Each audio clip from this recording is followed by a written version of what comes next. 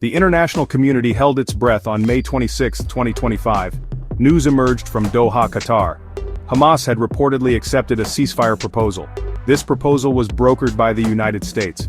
It offered a potential pause in the devastating conflict. For months, relentless fighting has scarred Gaza and Israel. A glimmer of hope appeared on a bleak horizon. However, this optimism was quickly tempered. Israel's reaction was one of immediate rejection. Prime Minister Benjamin Netanyahu's office labeled the terms unacceptable. This swift dismissal highlighted the deep chasm that remains. Bridging this divide presents an enormous challenge. The complexities of this long-standing conflict are profound. Each side views the situation through a different lens.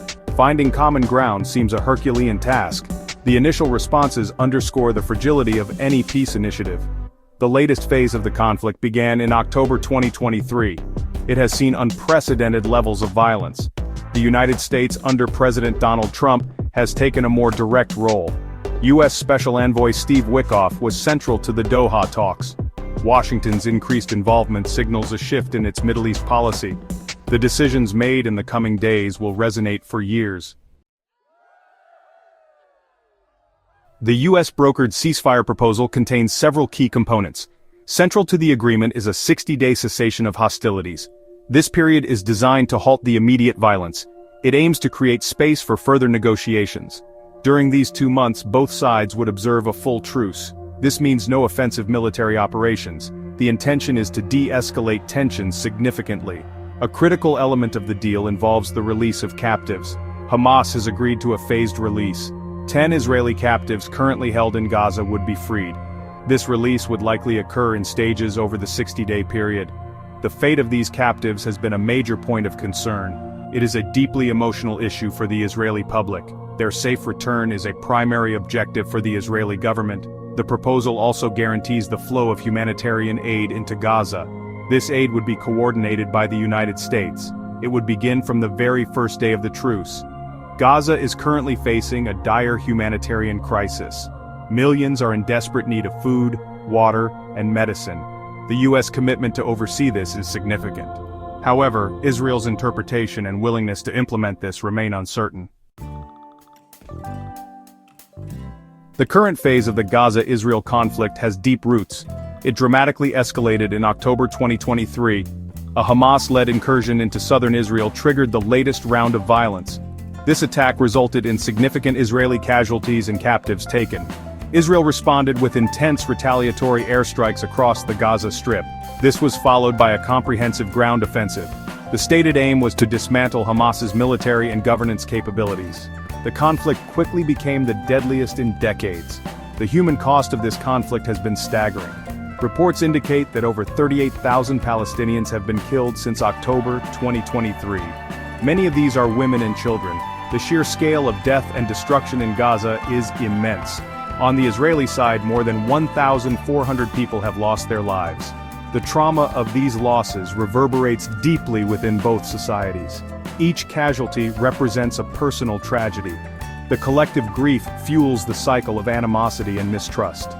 Israel's actions have drawn widespread international condemnation. Hamas's position on a ceasefire has evolved significantly. Since January 2024, the group had maintained a firm stance. They insisted on a permanent ceasefire. They also demanded a complete withdrawal of Israeli forces from Gaza. This was a precondition for the release of any captives. This unwavering position contributed to previous negotiation deadlocks. The acceptance of a temporary 60-day truce marks a notable shift. It signals a degree of compromise from Hamas's leadership. Several factors likely contributed to this change. The dire humanitarian situation in Gaza is a major consideration. The suffering of the Palestinian people is immense. Continued conflict exacerbates this crisis daily. Additionally, sustained military pressure from Israel may have played a role. The U.S. diplomatic efforts also appear to be influential. This acceptance allows for a potential pause in the bloodshed. A senior Hamas official provided insight into their thinking. "This deal is not our endgame," the official stated, "but it is a step toward the cessation of bloodshed." This evolving stance has significant implications for the conflict's trajectory. Section 5. Israel's red lines, Netanyahu's stance, amidst political tides. Israeli Prime Minister Benjamin Netanyahu has maintained a firm position. He has articulated several red lines regarding any ceasefire. Netanyahu insists there will be no end to the war without the complete dismantling of Hamas's military capabilities. He also demands the exile or elimination of its leadership. These conditions are central to his government's war aims. He reiterated just last week that military victory is the top priority. This priority holds even if it prolongs the war significantly. Netanyahu also advocates for a controversial Gaza plan, which has drawn sharp criticism internationally. Concerns have been raised that it could involve the expulsion of Palestinians. Such a move would be catastrophic for Gazans and would likely violate international law.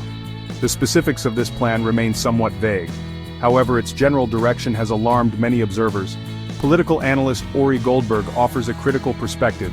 He suggests Netanyahu's red lines are driven by political survival and may be less about a coherent long-term strategy. Netanyahu navigates these competing pressures daily. Section 6. Washington's Gambit. The U.S. role in direct negotiations. The United States has taken an increasingly direct role in mediation. The current talks mark the third direct negotiation between U.S. envoys and Hamas in 2025. This approach signifies a shift in U.S. strategy. Engaging directly with Hamas, an organization it designates as terrorist, is a significant step. It underscores the urgency Washington feels to de-escalate the conflict. This direct engagement reflects a pragmatic if controversial diplomatic effort. A previous U.S.-Hamas negotiation in 2025 yielded a notable outcome. It led to the release of Alexander Friedman. Friedman is a dual-national Israeli-American soldier. His release was secured through U.S. channels, reportedly bypassing Israel. This event strained U.S.-Israel relations at the time. It highlighted differing priorities between the two allies. The U.S. demonstrated a willingness to act independently. This was particularly true when American citizens' lives were at stake. The U.S. decision to bypass Israeli channels is driven by several factors. Primarily, Washington prioritizes the rescue of its citizens. Preventing a wider regional escalation is another key U.S. concern. Stabilizing Gaza is also viewed as a national security imperative. These objectives sometimes diverge from Israel's immediate goals. The U.S. appears to be recalibrating its approach. Section 7. Gaza's Silent Screams, the Unfolding Humanitarian Crisis. The humanitarian situation in Gaza has reached catastrophic levels. Pulse correspondent Hind Karari described apocalyptic conditions in central Gaza. Palestinians are reportedly starving under airstrikes. They are squeezed into ever-shrinking areas of land. The constant bombardment has destroyed essential infrastructure. This includes hospitals, schools, and water treatment facilities. Access to basic necessities has become a daily struggle for survival. Hundreds of thousands of Gazans have been displaced multiple times. They live in makeshift shelters, often overcrowded and unsanitary. Tents offer little protection from the elements or ongoing hostilities. These displaced populations lack consistent access to food. Clean water is scarce, leading to fears of disease outbreaks. Medical care is severely limited due to damaged hospitals. Shortages of medical supplies further cripple healthcare efforts. The international aid effort struggles to meet the overwhelming needs on the ground. The emotional and psychological toll on Gazans is immense. Families are cut off from the Rafah crossing. This is a vital lifeline to the outside world. The psychological scars of this conflict will endure for generations. Section 8. The world watches. International pressure mounts on Israel. Israel is facing a significant increase in international pressure. This mounting pressure is seen as a key factor. It could potentially compel Israel to reconsider the ceasefire proposal. Global opinion has shifted considerably as the conflict has dragged on. The sheer scale of Palestinian casualties has shocked many. Images of devastation in Gaza have circulated widely. This has fueled public outcry in numerous countries. Governments are finding it harder to maintain unquestioning support for Israeli actions. Several concrete examples illustrate this growing pressure. The European Union has threatened to suspend Israel. This suspension could affect participation in international sporting and academic events. Such measures would be symbolic but carry weight. Global boycott, divestment, and sanctions movements are gaining traction. These grassroots efforts target Israeli businesses and institutions. They aim to isolate Israel economically and culturally. Diplomatic warnings have also come from some of Israel's closest allies.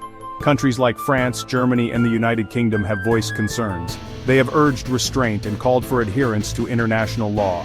Even staunch supporters are expressing unease. This diplomatic pressure adds to the calculus for Israeli leaders. Section 9. Crossroads of conflict, potential paths, and perilous stakes. The coming days, particularly the next 48 hours from May 26, 2025, are decisive. The fate of the US-brokered ceasefire proposal hangs in the balance. Israel might accept the deal, initiating a 60-day truce. This would start the phased release of 10 Israeli captives. Unconditional US humanitarian aid would flow into Gaza. Israeli forces would reposition from select zones. Conversely, Israel might reject the proposal. This could lead to international backlash and sanctions. Domestically, Netanyahu could face continued protests. The choices made now carry immense risks and potential rewards.